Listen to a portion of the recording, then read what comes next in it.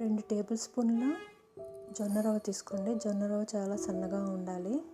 ఆడించుకునేటప్పుడు చూసి ఆడించుకోవాలి. ఇది కడిగి బాగా 2 సార్లు నానబెట్టుకోవాలన్నమాట. హాఫ్ అన్ అవర్ అయినా నానబెట్టుకోవాలి.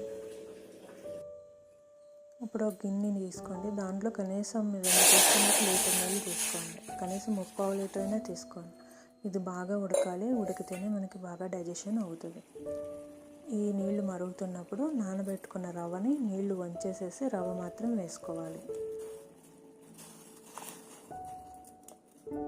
రవ్వ వేసాకే వదిలేకుండా కొంచెం తిప్పుతూ ఉండండి, లేదంటే అది గడ్డ కట్టేస్తుంది వెంబటేనే. దానికి జిగురు అంశం ఎక్కువ ఉంటుంది కాబట్టి మధ్య మధ్యలో కలుపుతూ ఉండాలి. ఇలా కనీసం ఒక హాఫ్ అన్ అవర్ అయినా ఉడకనివ్వాలన్నమాట. అలా ఉడికినిచ్చేస్తేనే నిదానంగా మనం సిమ్లో పెట్టో మీడియం ఫ్లేమ్లో పెట్టో దగ్గరుండి కొంచెం అప్పుడప్పుడు కలుపుకుంటా దీన్ని ఉడకనిస్తే బాగా ఉడికిద్దన్నమాట. ఇలా పూర్తి ఉడికాక చూసారు కదా, సిమ్లో పెట్టాను. ఇలాగా స్లోగా ఉడుకుతుంది, చిక్కదనంగా అయిపోయింది అన్నమాట.